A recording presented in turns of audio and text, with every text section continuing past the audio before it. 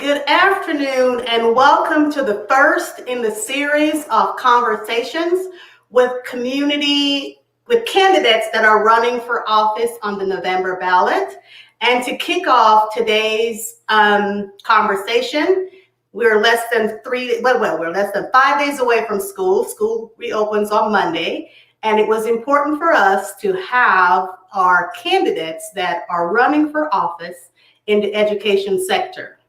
I want to thank our producer, Coach Canna, Aisha Goins, for helping us to put this together, and for CEIC, Periwinkle Group, and Black Joy Consulting. We all volunteered to do this. We're not getting paid. It is a community effort so that we can have, now that we're home and the eyeballs are on the internet, you have the opportunity to meet the candidates. I am Joe Cato, so grab your pen, your notebook, a bottle of water, or whatever your favorite beverage is, and we're going to be having this conversation for the next 45 minutes or so. Thank you again. The ground rules: each candidate will have a minute to introduce themselves. Then they'll be given 2 questions that they will be allowed 2 minutes to answer. And then we'll choose a question from the audience that each candidate will have the opportunity to respond to. So if you have questions, please put it in the Facebook chat, and we will pull your questions so we can ask the candidate. And we should be wrapped up in about 45 minutes. I know your time is very valuable on a Friday afternoon, so I want to thank you from the bottom of my heart for taking the time out to join us on this community conversation today. And so we're going to bring the candidates on board that have agreed or were available to participate in today's conversation. First, we have Renee Cantu, Board of Education, District 4. The incumbent, Mark Newburn, was not able to participate due to a prior engagement. We have Jeff Profit from Department B, District B, let me get it right. Then we have from District C, Ms. Tamika Henry. So we're going to start the conversation with the candidates that we have, but we did invite all the candidates from the Regents race, the Board of Education race, and the Clark County School District race. We did have a regret this morning for Liberty Levitt. She is her baby. She's pregnant, so her bundle of joy was not having it this morning, so she was not able to participate. So we wish her well with the delivery of her. Please visit her website, let me make sure I have it right. LibertyLevitt.com, and you can read about her while she's not here. So I'm gonna start. Welcome. So my camera is there, and I'm looking at my computer as well. So if you see me looking off around the place, that's what's happening here. Thank you guys for joining us. I appreciate that. My first question is for the State Board of Education. So I'll try to go in order to, when we posted this, that we were having this conversation, I got a lot of inbox messages asking, what is the role of the State Board of Education? And so before we start anything, I want you to introduce yourself to the audience and then segue into what is the State Board of Education and what's the role of the State Board of Education. Thank you, Joe. My name is Renee Cantu, and I am running for the State Board of Education in Congressional District 4. I have been in education almost 30 years now, in higher ed, in nonprofit, and in K-12. The entire focus of my career has been on opening the pathway from high school to college for young people, and to help young people from low income, poor and minority backgrounds to be able to graduate and find a career pathway. The entire thrust of my professional career has been to give students the tools that they need to be able to work their way out of poverty and into the middle class and beyond. And so, I'm running for State Board of Education because this is a critical time in our education system.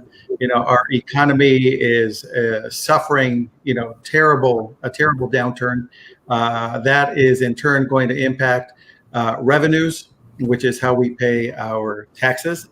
And in turn, we have to be safeguards to ensure that in whatever we do as a state, we're going to put the students of Nevada first, and that we not lose ground on the gains we've made over the last few years in becoming the fastest improving state in the country.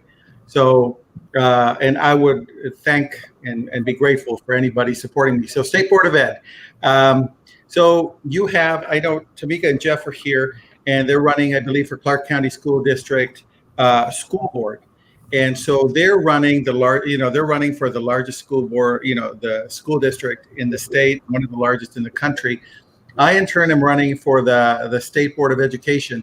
So a lot of the decisions they make are, not just policy, but also fiscal. They manage a multi-billion-dollar budget.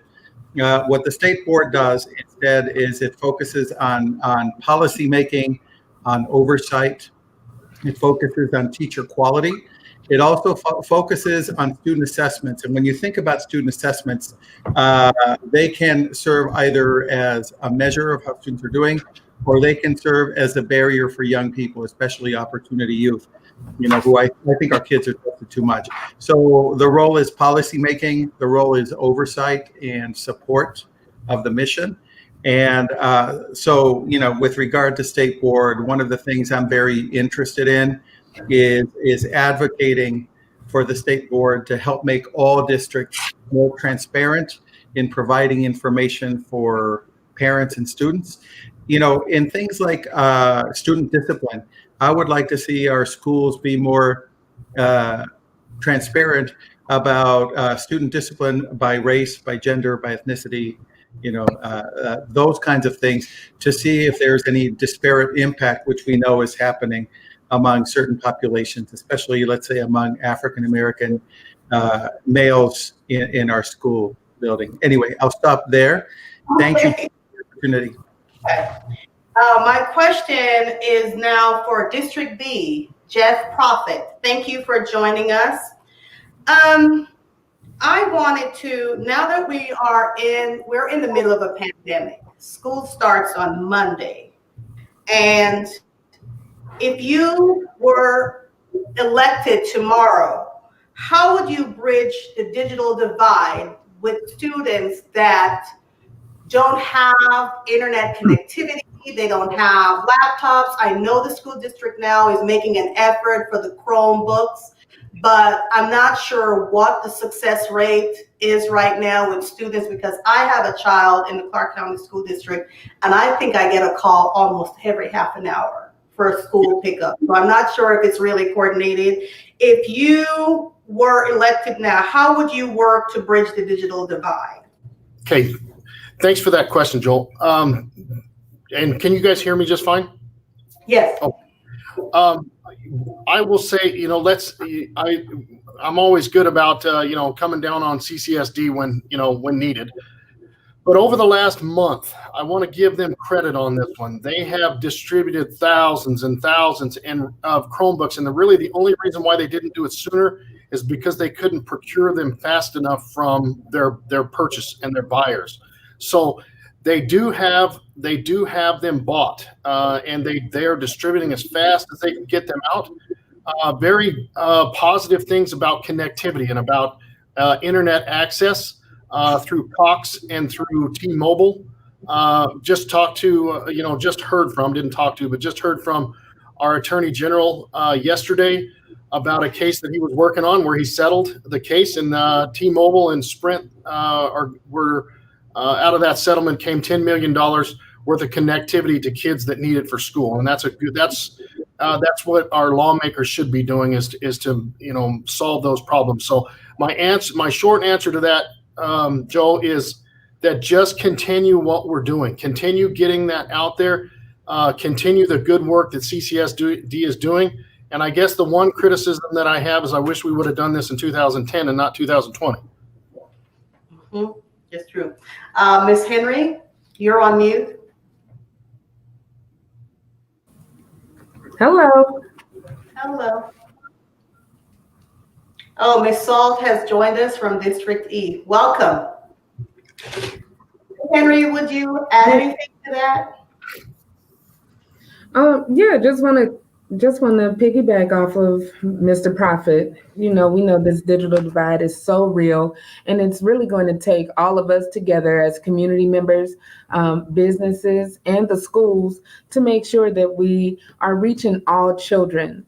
You know, I know that right now there is a survey that the district is encouraging every child. They want 100% participation on the connectingkidsinv.org. connectingkidsinv.org. They want 100% participation. My only follow-up to that is if they don't have connectivity or a device right now, how else can we get that information to them? So I think that it's important to meet, that's connectingkidsinv.org. But I think it's important to meet families where they are. Yeah. Many of them live in weeklies. If there's a way to even drop a postcard or flyers off there to let them know that we are trying to reach you, we need you to fill out this survey so we can get you the internet, the hotspots, the Chromebooks that you need. But oftentimes we are just sharing this information on digital platforms that they simply don't have access to. So I think that we need to be more proactive in going out into the communities and reaching our families where they are. Okay, and also, will you introduce yourself to our viewers? I missed that, and that's and Mr. Prophet, I'll come back to you. I totally missed that, so bear with me. So I probably would be fired right now, but I'll have Ms. Henry 1 minute to introduce yourself, Mr. Prophet, and Ms. Salt. We'll have you introduce yourself for 1 minute to our audience. Thank you. Okay, cool. Thank you. Again, everyone, my name is Tamika Henry. I'm a candidate for school board trustee in District C. I'm a native of Las Vegas. I'm a proud mother of 4. I am a wife, and I am running because I really believe that all children deserve access to high quality education. Just 3 things that I really want to bring to the board. Representation from our community is so very important. And that's one of the reasons that I am running. You know, I'm a parent first and a community member next. I also want to fight for the resources that we need. Oftentimes the resources that in my district is lacking. And so we all need to continue to fight for that.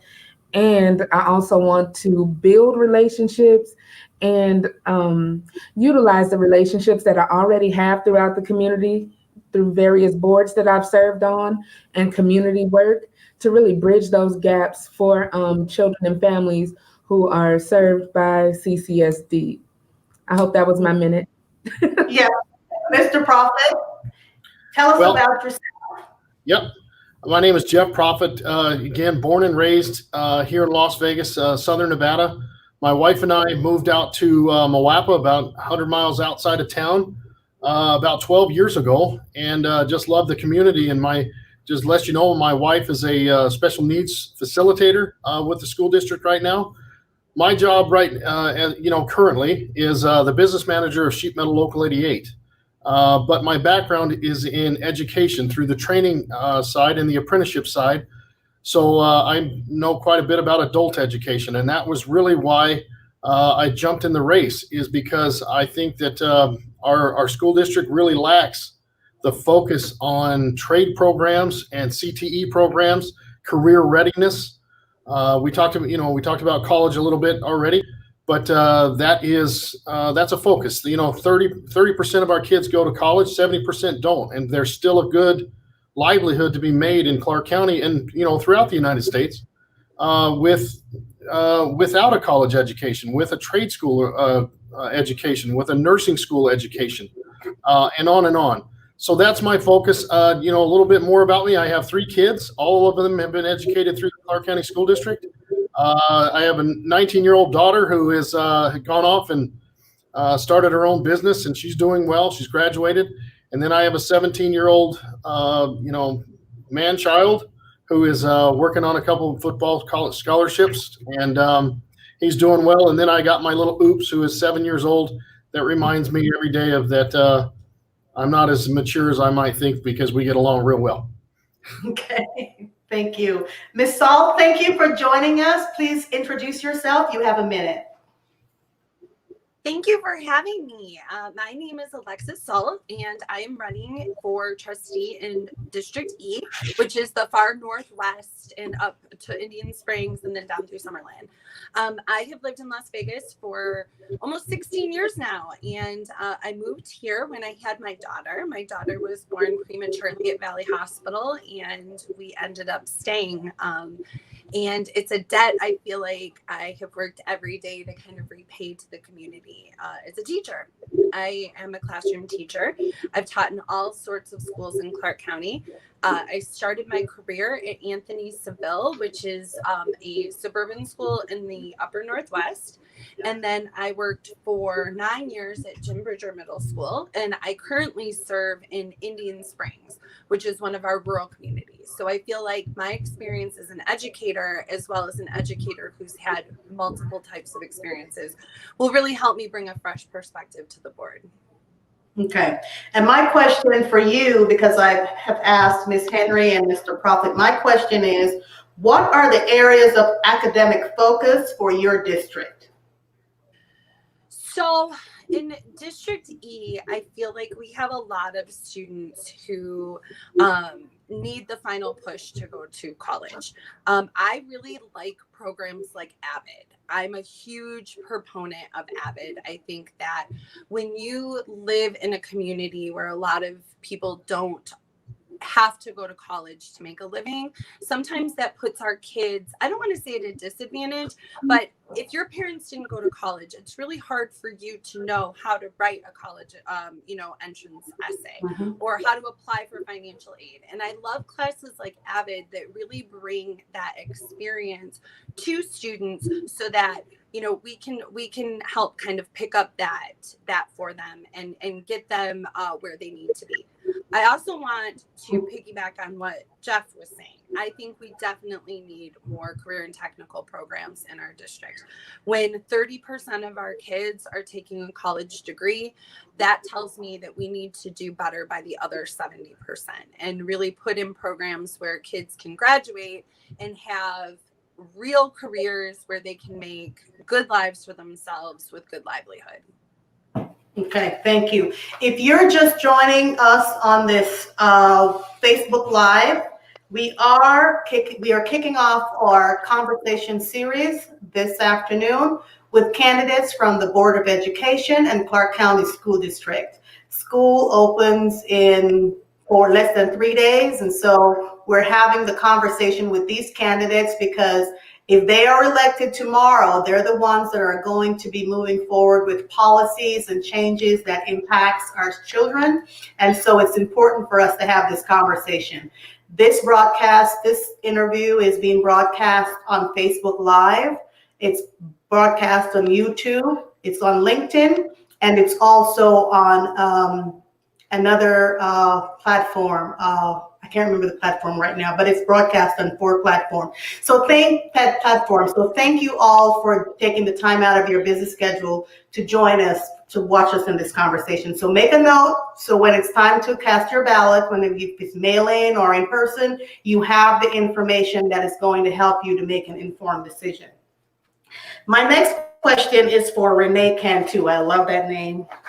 Cantu. My question is, thank you. You touched on policy making as part of the role of the State Board of Education. I know there's a diversity, equity, and inclusion work group now with the State Board of Education. And my question to you is, with the current climate, how would you address the digital divide in Nevada as it relates to both internet connectivity and device availability for students and educators? I know the candidates in the Clark County School District touched on that, but if you could talk about that, because there is a working group at the State Board of Education level, and I'm sure you're familiar with that. So what would you, in your role as the our representative, what would your thoughts be?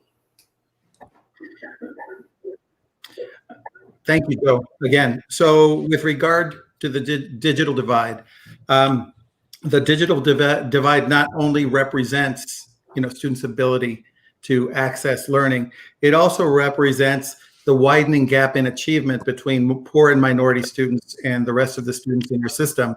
It's creating a lot of inequality in the system. So in terms of addressing the digital divide, I'm glad that we've been highlighting the connectingkidsnv.org, which is where parents can get, information on this. There's also the Family Support Center.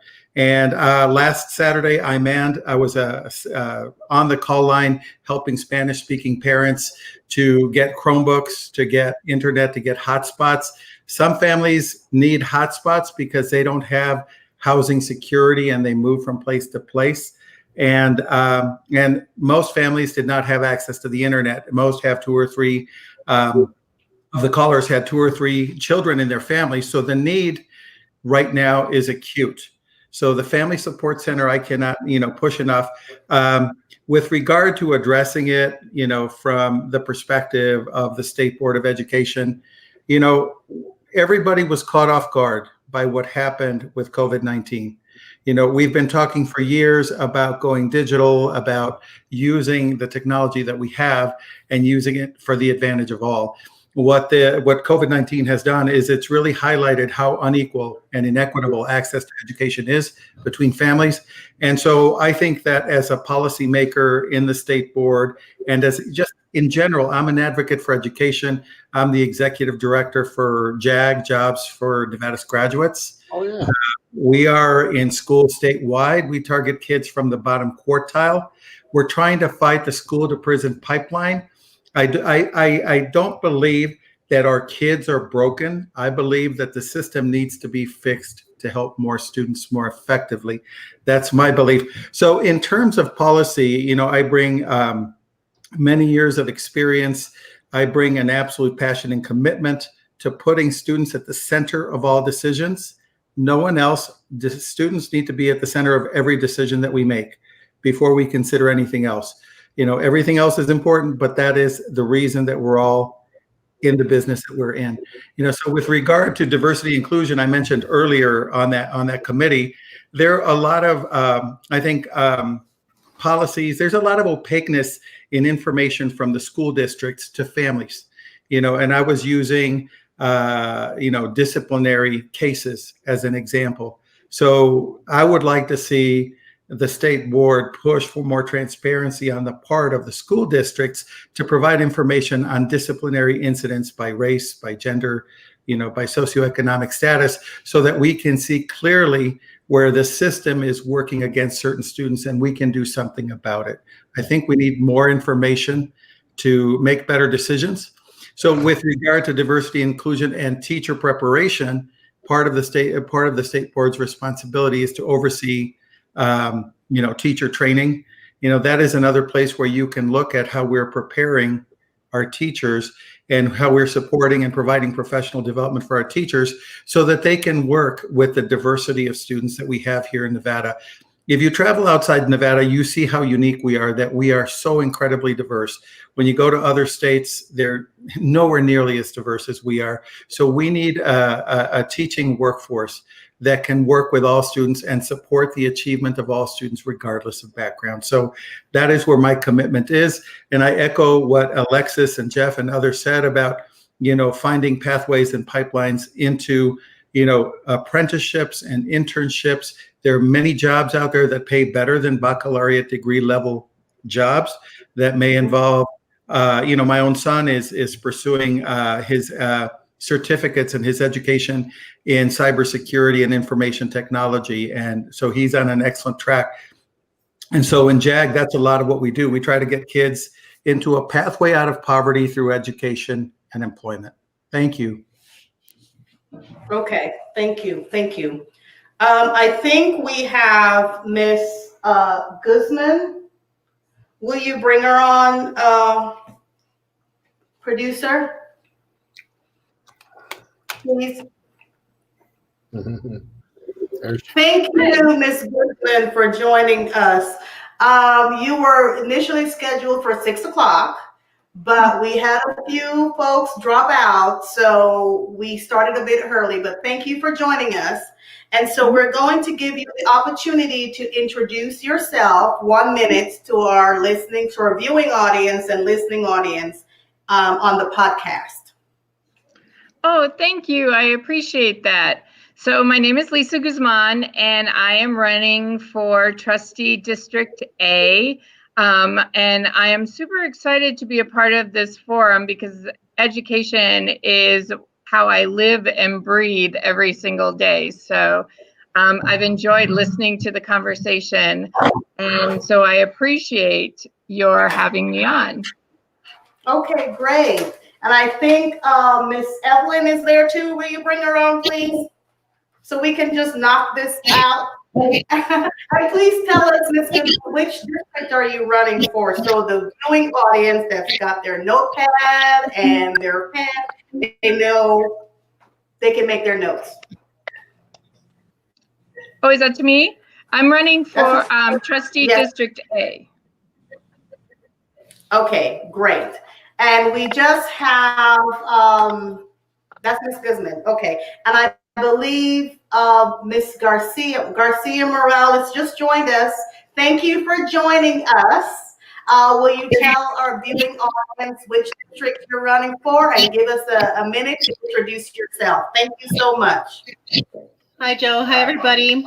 Evelyn Garcia Morales, candidate for District C.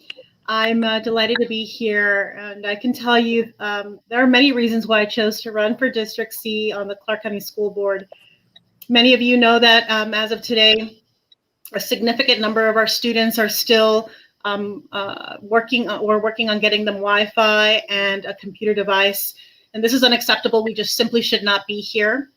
I chose to run for office to represent the students and families in District C because I know firsthand the challenges our community faces, and I want to find ways to help address them.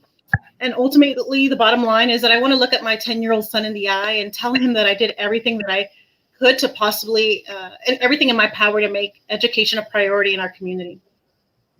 Thank you. Thank you. Thank you so much. And thank you for joining us. So let's get into the meat and potatoes. So I am going to start with, so I'm going to go by district so it helps our viewing audience to understand. So I'm going to start with District A. And so I'm back to you, Ms. Guzman, and your question, and you have 2 minutes to answer this question, okay? The board is meeting every 30 days to evaluate whether or not it's safe to move to a hybrid model and start bringing students into buildings, especially with the pandemic, what's happening right now.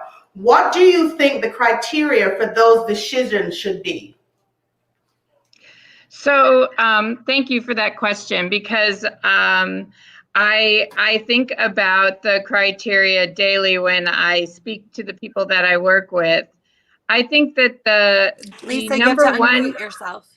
Oh, thank you. Okay. I thought I had, Okay. so thank you.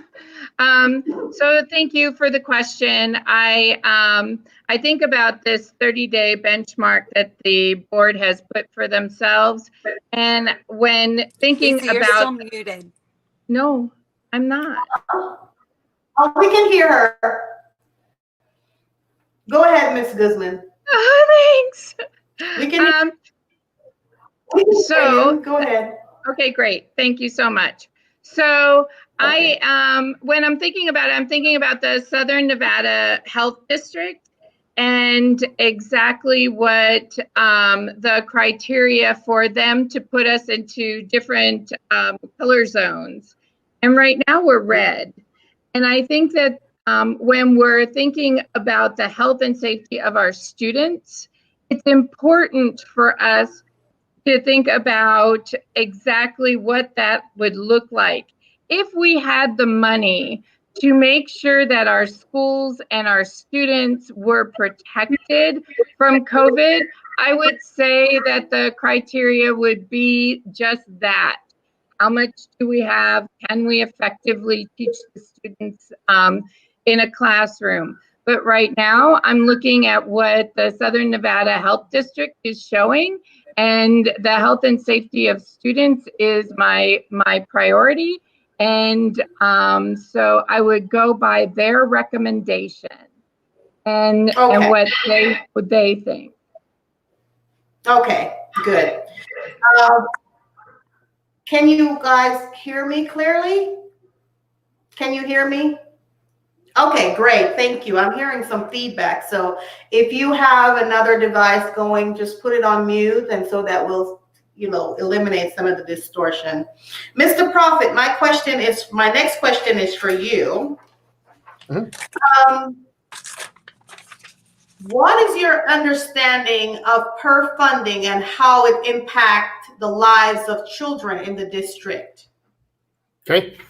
When the per pupil funding is if you've ever been, you shouldn't really have to go to a semester-long class in order to figure out the per pupil funding, but I think you have to. You have to get a master's degree in that calculation, but that's the way the state of Nevada works. What it is the money follows the student from school to school, and what the difficulties with that is public education versus public charter sometimes. And, I'm not here to knock the charters, but charter schools seem to count their students a few more times a year than the public schools.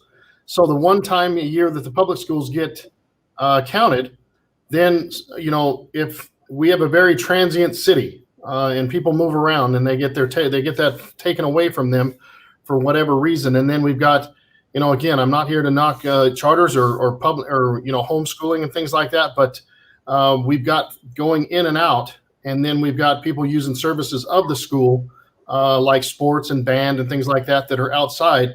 I don't believe that it's a fair funding mechanism. Things need to be funded and paid for equally, both sides. So it needs to be worked on. I think all of us would agree it needs to be more.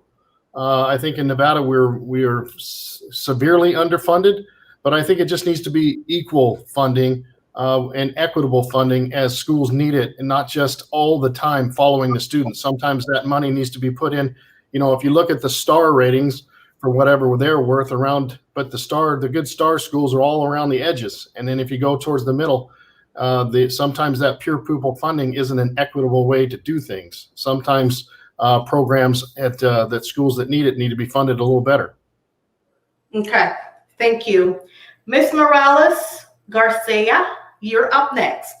My question, District C is in the heart of the Black and the minority district. Okay, so it's primarily in that district. And there's a lot of challenges with families in District C. My question, tell us how you would meet the needs of children who are unable to access the food distribution sites. Do you have any plans as to what you would consider a solution for families in your district? Joe, let me clarify and make sure that I heard your question right. Are you specifically asking about food sites? Yeah, so food distribution sites for families. With school reopening or a distant learning model, if you were the trustee for that area, what would be your solution to help families in that area? Absolutely. As trustees have the responsibility to set the vision for the district and provide direction and guidance to its one employee, and that is the superintendent. What I can tell you now, that's a very recent development for the school district. The school district is going from 40 school sites where students can get meals to now over 300 across the districts, 300 locations where students in elementary, middle school, and high school can access meals during this school day. And that's extraordinary. I mean, that's the kind of innovative and creative solutions that we need, not just solely in District C, but across the entire community, because while the concentration of students who come from low-income households may be, and diverse students come from District C, the truth is that we have a need across the entire school district. Okay. And thank you so much. And Ms. Henry, I'll ask you the same district. It's a strong low-income district and a very diverse district. And based on the response we just heard, there are going to be more food distribution sites. So for these food distribution sites, are they equitably distributed in District C? Do you know? Or if they're not, do you have a solution that you would consider bringing that forward? Thank you for the question, Ms. Cato. I think that, I'm happy that they expanded the sites to over 300 sites. I know that we do have enough in our district and throughout CCSD. I'm sorry, this light keeps going out. The one thing that I'm concerned with, I spent a lot of time on the phone with families today who were concerned because they have kids in elementary, junior high, and high school. And I was able to inform them that they are able to pick up from one site for all of their children. Also, another concern that they had is that the pickup times are during the times that their students are supposed to be logged into class. And so that's another barrier that we need to really work together to try to figure out. One thing that was really helpful that we did with Head Start, families were able to pick up from our sites for the entire week versus coming every day. And so what I would like to do is work or even just advocate for something like that. Can they pick up for the week for their children? Or even if it's every 3 days, can they get a meal for a few days versus going every day to pick up for their children? So although there are more sites, it's still going to be challenging for parents to get there when they're supposed to be assisting their children during distance learning. Okay, thank you for that. My question to you, Ms. Salt, in your introduction, you talked about having a child. I can't remember if it was a daughter or a son, and Daughter. son. Okay, and you ended up staying here. So this question, I think, would be a great question for you. What is your position on early childhood development efforts in the district? So, I'm going to show you a picture of my daughter real quick because I have one sitting right here. Oh. This kid has benefited. This is an old picture, but when Matilda was born, she was born at 25 and a half weeks. And when you have a baby that early, it comes with lots of things that you didn't even think of. And one of the things that was so helpful to us was Nevada Hand. And they helped us and they gave us a caseworker who came out and worked with Matilda. And then she was in school at 3. So she started school at 3. And I don't think that she would be. We're looking now at a 14-year-old who is almost entirely mainstreamed. She is in CC classes, which are cooperative consultative, where you have a special ed teacher come in, but she's in 2 advanced classes this year. And she could not have done this without early childhood education. What my daughter had, every single kid, not only in this district, but in the world, in our country, deserves. Kids need quality pre-K and we need quality kindergarten. And then we need to provide wraparound services to help families that are struggling, because even in the best case scenario, when you have 2 parents who are working hard, trying, having kids with special needs is difficult. It's one of those things where you really find out what you're made of when you're raising a special needs child. And I will fight every single day to make sure that I think my daughter has received a world-class education. I think the pre-K teachers all the way up, she went to Kit Carson for elementary, which is shout out to District C. I think she received a wonderful education there. Now she's receiving a fabulous education at Leavitt Middle School. And all of those stemmed from those really thorough, like Head Start, early childhood programs with certified teachers who taught me how to teach her. Okay, so in other words, the way the programs within the early childhood development efforts now, you wouldn't change a thing? You would just leave it? I would say any parent, if we can find the funding, any parent who wants early childhood education for their parent or for their child should be able to get it. I think right now it's a funding issue. I have absolutely no problem, and neither does my daughter, marching up to Carson City and advocating for this kind of funding. I actually think that Matilda, that's her name, would be a fabulous advocate because she benefited so much. Right now, you have to be recommended through like Head Start or have some sort of special needs, but I see so many of my kids who could have benefited from this jump start who don't have special needs. And I think that the younger we can start our kids on the path towards greatness, we should do so. We should take every opportunity we can to do so. Okay, thank you. If you're just joining us on this Facebook Live conversation, we are having our education candidates tonight. Well, it's evening, it's not night yet. We have District 4, for State Board of Education, District 4, Renee Cantu. We have Clark County School District, District A, Miss Lisa Guzman. We have District B, Jeff Profit, District C, Evelyn Morales Garcia, and Miss Tamika Henry, and District E, Alexis Salt. District A candidate, Liberty Leavitt. She is about to bring her bundle of joy in the world, so she was not able to join us today. And the State Board of Education incumbent, Mark Newbern, responded that he had a prior engagement. I just want to get that out there. We invited all the candidates to participate, and we thank you all for participating.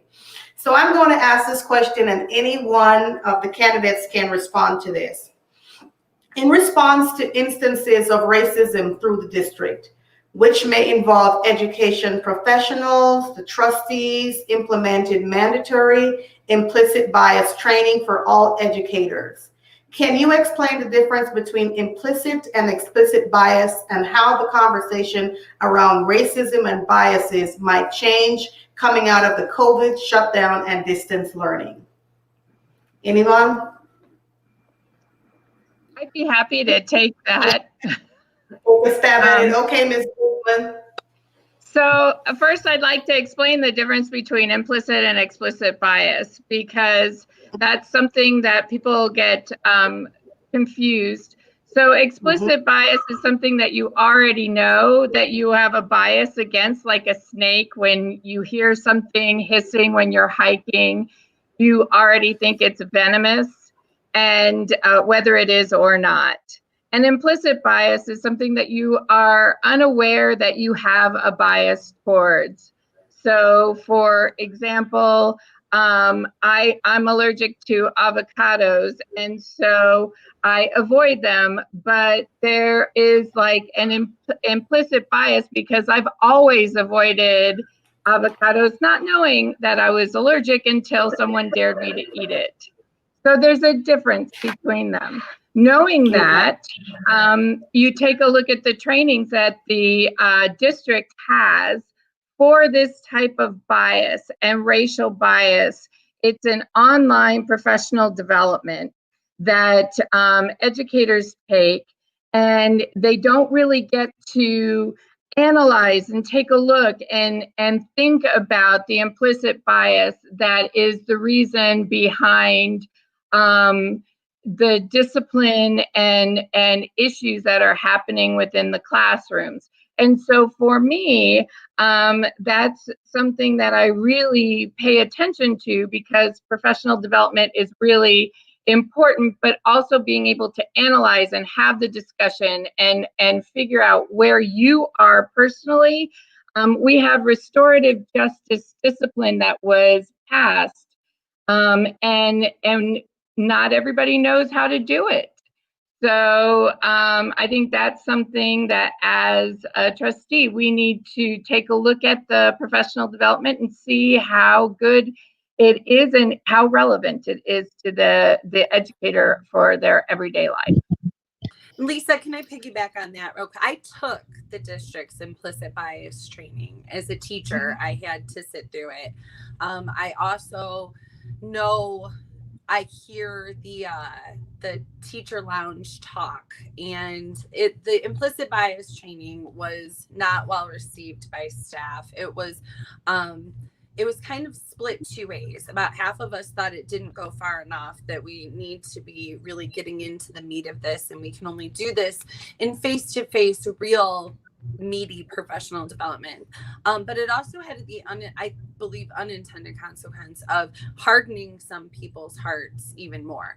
There were many people who voiced frustration about having to sit through what they called a lip service, socially correct, politically correct training. I feel like it's really emblematic of the issues that we have in this district surrounding professional development. Our professional development is a mess, if I can be frank. It's not great. Hey, Alexis and Lisa, this is Renee Cantu. Just to add to that, I think, training is terrific. I think diversity training has its limits. I think in addition to conducting things like these implicit bias trainings and making them good, like you're saying, it's not necessarily that effective. Looking at the accountability of people to make sure that they're treating their students well, I think is important. Because one thing is to train you. The other thing is, if you've hardened your heart, we need to hold you accountable for how you act in the classroom. Go ahead, Tamika. Go ahead. I just wanted to, and I agree with everything that you all are saying, but I also would be remiss if I didn't give a shout out to two organizations who have been doing work.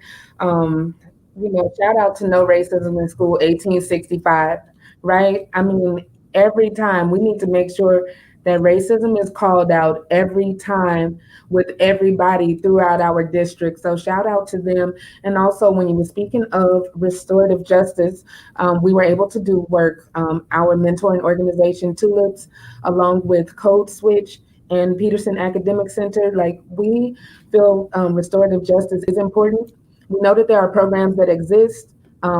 We would like those trainings to happen with fidelity and get the buy-in of everyone. So it works, it works when done properly. So that's something that's important. We have to make sure that we tap into the resources that are right here within our own community. Instead of going out of our district, out of state, let's pick and see what you're doing and see if we can start it up here. Just do a small startup here and see if it works. No, there's proven organizations here that are doing the work, and we really need to collaborate with them to make sure that these trainings happen. Okay. When you guys are talking, go ahead, Joe. Sorry about that. Oh, sorry about I apologize. We had an internet outage in the area, so now we're on hotspot. So I'm back. Okay, but we're talking about the implicit and explicit bias, like you were talking about, but just to, and I'm a little nervous to talk about this with Lisa. I think she teaches the class, but number one is that the class needs to be taught in person. The online training where they can set it and forget it and leave it, and then get credit for watching it, I don't agree with that. And then the second thing is if you have sat in front of a class and you've taught, you got to have some self-awareness about yourself. And I'll pick on me. I've said things in classes that I didn't think was, not necessarily racist, but somebody in that class had a family issue or something like that, and you just said something that you didn't think hurt anybody, but then it did. That, you know, it wasn't necessarily racist or anything like that, but, you know, just somebody had a family member that was going through that, and you just said something really stupid. And if you didn't, if you didn't reflect and say, I hurt that person, and if something inside of you said you didn't need to change, then, you know, we need to figure out how to affect those people, like you're talking about, Alexis, that get hardened. I just don't understand why you would want to do that, and how you can be an educator and hurt people, even if you didn't mean it. And we all have those bias that you're talking about for a lot of reasons. I laugh a lot, and he's a good dude. But I got a policeman next door to me, and we like to yell at each other from inside our garages while we're working on cars. Just and you know, the bias that I would say, you know, hey, you're a police officer, you know, and I'll say something funny about him. But just the thought of walking up to a policeman and thinking of, you know, what that is in that car that's next to you, but it's one thing to go over there and talk to that person and realize what that person goes through, and what he thought of me as a union construction worker. Just the stereotype that goes with it. We need to stop with the stereotypes and talk to one another, because you got to realize that most people are just out there trying to do what's best for their kids and trying to give their kids a better life than you do, that you have. Okay. Good And job. also, So, what else, Joe? Oh, I'm sorry. so I'm sorry, we're going to do the last question. And then after the last question, whoever wants to answer, that's fine. And then we'll do 1 minute of speaking to our audience, and then it's a wrap, because I know your time is valuable. Don't want to have you sitting on a Zoom all night, because, you know. So this question, I had the opportunity of watching, I think 2 meetings ago, the Clark County School District, and I'll get to you, Renee, because a lot of the questions are Clark County School District centered. And from being a parent watching this meeting, I noticed that there's a lot of conflicts between board members, often stemming from conversation around governance and the role of the trustees. What changes would you make by the way the board governs and leads the district? So I open the floor, so whomever wants to give it a stab, go ahead. And I see Ms. Saul. Okay, go ahead. I have a lot to say, so feel free to just mute me. You have 2 minutes. Okay, so I think that what's missing from the board is humility. I think that some of the people up there have forgotten that they are public servants and that they serve at the pleasure of the public, and that sometimes that gets a little messy. Sometimes people I'm going to use the superintendent's disciplinary meeting and the way it was ended. I feel like a lot of people felt very cheated because as trustees, we are representative of the people who vote for us. And sometimes the people who vote for us aren't necessarily correct. Like sometimes anybody who watched that meeting knew that the superintendent was not going to be fired. There was not votes there for the superintendent to be fired. But I think that the point was that the vote be taken. People in my area felt very strongly that votes be cast on the record, and that they are, that everybody doesn't use dirty tricks. So I think we need to make a commitment through our work sessions and through our own policy governance of we need to abide by Robert's Rules of Order, and we need to not use these procedural rules. We need to not write in rules that allow us to cut one another off or to hamper a motion or a meeting that we've called or something that we've tried to do. I look at the people who are on this call. I see them as all professional people who I may disagree with sometimes, and that's okay. But I think that we need to, through policy and creating our own governance docs, eliminate those sort of procedural loopholes that allow us to say, well, I don't want to deal with this, or I don't want to be on the record as having voted a certain way, so I'm just going to call a question to dismiss a meeting, or I don't like what, say, Jeff is saying, so I'm going to roll my eyes at him. I think that we need to have a code of conduct within the board that everyone abides by, because we are representatives of the people who elected us. I agree. Anyone else would like to get a stab at this?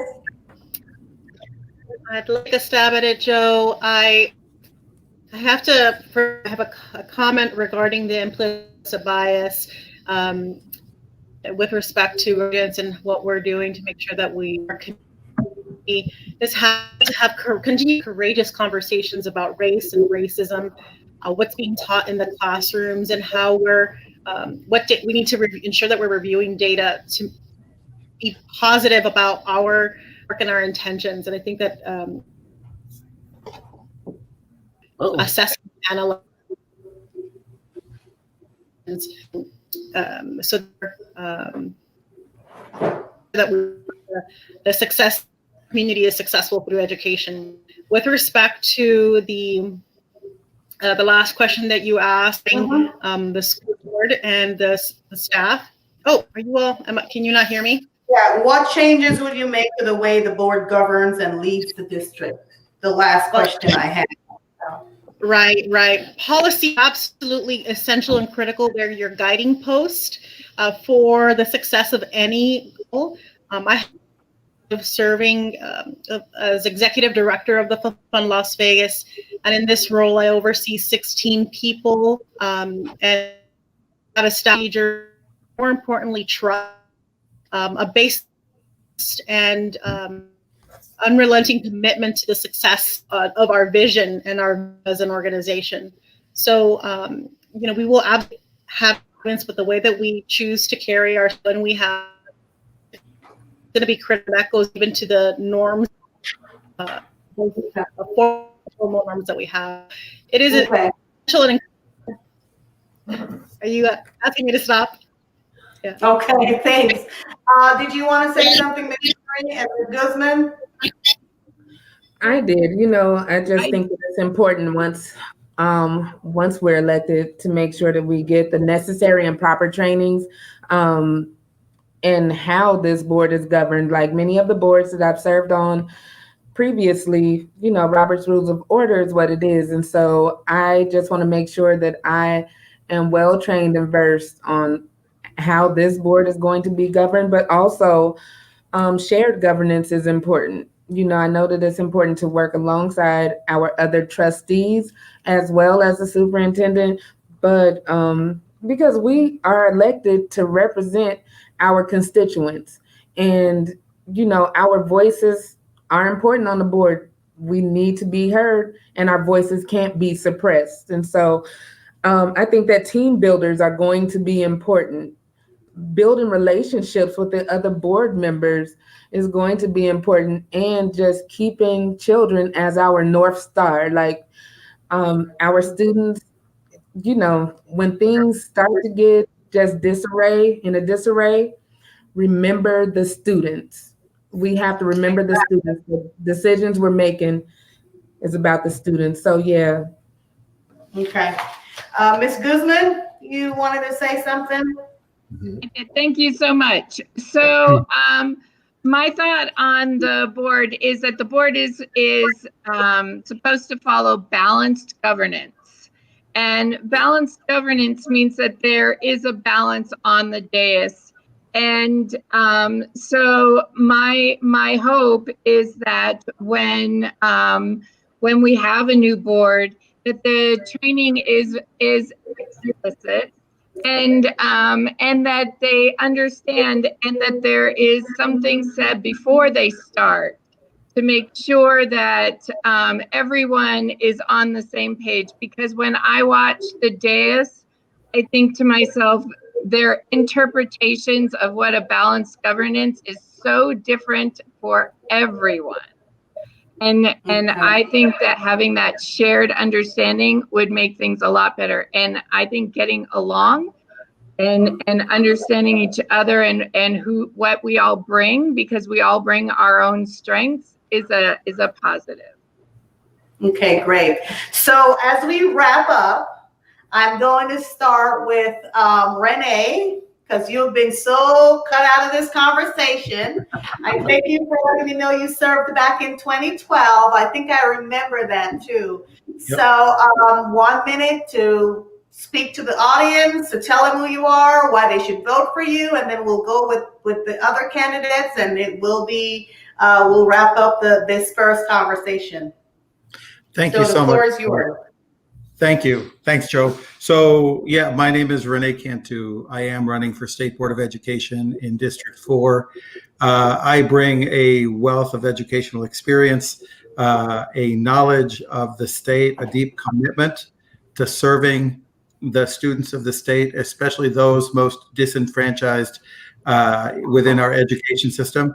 I not only talk about it, I live it every day in terms of, helping young people succeed. It is my personal passion. I was not seen as college material when I was in high school. I was tracked to drop out, and I did not. I have a doctoral degree. And so when I see the system treating kids like they shouldn't really be in the system, that's something that I'm really passionate about. And so one of the reasons I'm running is to help make our system more fair to all of our kids and make sure that we develop the potential of all of the kids that we serve. And so, just in closing, it's been a pleasure to see all of you here. I love the passion and commitment that I see, from my candidates running for CCSD. I'm glad I didn't have to comment on that meeting, by the way. So in closing, District 4 is huge. It runs from Yerington to White Pine, Round Mountain to North Las Vegas. I have JAG programs in every place because I believe we need to serve one Nevada and all Nevada. And if it's a small town in District 4, I've been there and I'm committed to helping all Nevadans here. Thank you. Thank you. Ms. Guzman, District A. Lisa. Well, thank you for having me. So District A is also large, and I want to invite folks to come and get to know me because I will be riding the bus and coming out to see people. And I want to get to know you. You can check out the dates and the times on my website, which is lisaguzmanfortrustee.com, and I'm super excited to meet everyone. My district runs from Henderson all the way down to Laughlin, and I have been all the way through. I've even been to Searchlight because part of my job is to know all of the education support professionals throughout the district. So I'm super excited. I want to hear from folks, and I really enjoyed the conversation. So thank you so much for inviting me. Thanks. Jeff Profit, District D. Well, let me begin, by addressing Mr. Cantu. I've been in rooms with you, until I with the JAG program. And the apprenticeships, and Miss Archibald out in Moapa is doing a great job. I just want to put a plug for her. She's amazing. So I'm getting to know you. We love you. Thanks, Jeff. Yep. And then when we talk about communication, that's what I want to talk about the most. There's a lady that sits on the board now that I think she will be known as the queen of communication of her district, and that is Trustee Young. I don't think there's a person in her district she doesn't know. So that is, that's my, that's the level that I want to achieve in District B. We need to get to know our district, and then jumping on board with a couple of things that were said. One thing that I do expect as a trustee and representing District B, that is a parent, a teacher, even a student, administrator comes to me with an issue. I want to be able to talk to the superintendent one-on-one and deal with that issue and work with the superintendent to fix that issue, not be shut out and go through all these different channels and things like that. So that's one of my expectations sitting on that board. And the other expectation is that it's going to be a trustee board, not a attorney-run board. That is not the way public boards work. They are run by the trustees, and the attorney is there for advice. And that's not the way it is currently. So that's my big mantra. This is a blue collar town. That's my focus going forward. This is a blue collar town, hard working town, and I don't think Las Vegas gets enough credit for that. But working families in Las Vegas and Southern Nevada, Moapa, Mesquite, where my district is at, they do a lot of sacrificing for their kids. They go to work even now with risk of their life to put food on the table. And it's time that CCSD live up to what our parents sacrifice for their kids. And our teachers right now are there in them the tools necessary to teach, and not only the tools, but the safety precautions so that we can get back to school. We need to start respecting the working class. And I think the CCSD needs to rise up to the working class that is made Las Vegas what it is. Okay, thank you. And remember to give your website address, please. Ms. Evelyn, what's your website? It's long. I should have made it shorter. Profit, P-R-O-F-F-I-T, profit for the letter the number, foreducation.com. Profitforeducation.com. Yeah, I'll put your handle in the chat, and we'll make sure to display that. Miss Morales, District C, and then we'll go to Miss Henry after District C as well. Thank you. Thank you, Joe. I know firsthand the power of education, really the transformative power education can have on a student's life. Much like many of my parents in District C, my own parents, Garcia and Guadalupe Garcia, had big dreams for me too. Then a ensure system school district works on behalf of our families to help them their dreams by creating equitable policies that lead to academic achievement and success. And for me, I'll continue by being elected to serve as next trustee in district on November. My website, where you can learn more about me, is Evelyn Fortressy. Thank you. Okay, Miss Henry, you're up next, and then we'll go to Miss Alexis Saul, District E. Everybody, thank you so much for tuning in, and I'm so thankful for this opportunity. Miss Jo Cato, thank you. My district, District C, I like to describe it as the center of the valley. So the historic West Side, certain parts of North Las Vegas, and downtown Las Vegas is like my main district. I'm running because I know what true family engagement can do for a family. I know what early childhood education can do, access to quality early childhood education can do for students. And so I want to be on the board to represent those families who are often voiceless and underrepresented. I also bring a wealth of knowledge from various services on boards from locally here, Head Start, the National Head Start Association, and also different mentoring groups that I work with. It's just important to provide all of those services and wrap our arms around families. I am so ready to represent our district. We need strong representation, and I'm here to bring just that. I have been endorsed by both teachers unions and the support union as well, and the carpenters union. So I really want to represent our community and continue the legacy that Dr. Young has given for the past 12 years. And please visit my website at votetamicahenry.com. That's votetamicahenry.com. I'm very responsive. I've been in the community this entire time before the pandemic, but more so during the pandemic to fill in those gaps for our students and families. So I would appreciate your vote. And thank you for having me, Miss Jo Cato. Thank you. Miss Alexis Saul, District E. Thank you again for having me. I am running for trustee to change the conversation about what an expert in education is. For years, we have been punching down from central office, from elected officials, and as teachers, it is our time to to stand up and say, I am the expert in education. With 15 years in education, I know what happens in our schools and what our kids need. We are going to demand our seat at the table as educators, because for too long we've been kind of looked down at. The way I see it is, if I wanted to be an administrator, if I wanted to be a area superintendent, at this point I would be. I'm a classroom teacher because, as Dr. Jill Biden said the other night, this is who I am.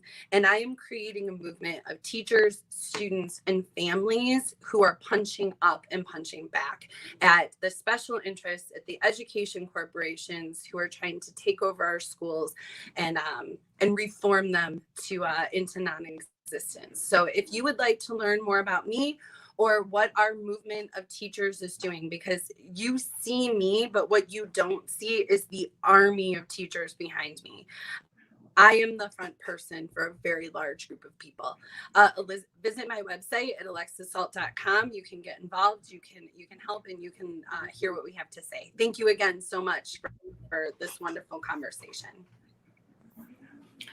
Thank you, thank you, thank you. I want to take this opportunity to thank Renee Cantu, Ms. Lisa Guzman, Jeff Prophet, Ms. Evelyn Morales Garcia, Ms. Tamika Henry, and Ms. Alexis Salt for joining the conversation, the first in the series of conversation leading up to the general election on November 3rd.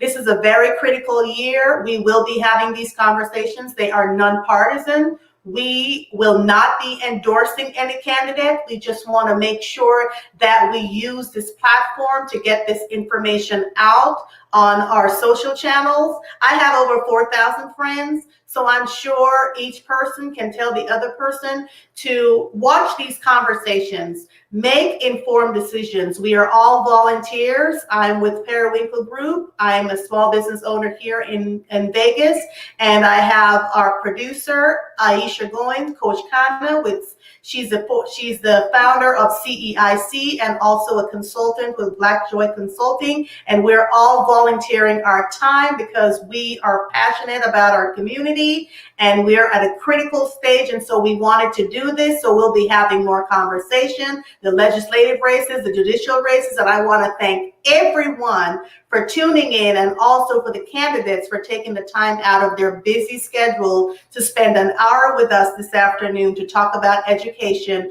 and what they would like to, what the solutions they bring to being trustees and State Board of Education representatives. Thank you very much, and thank you for joining us.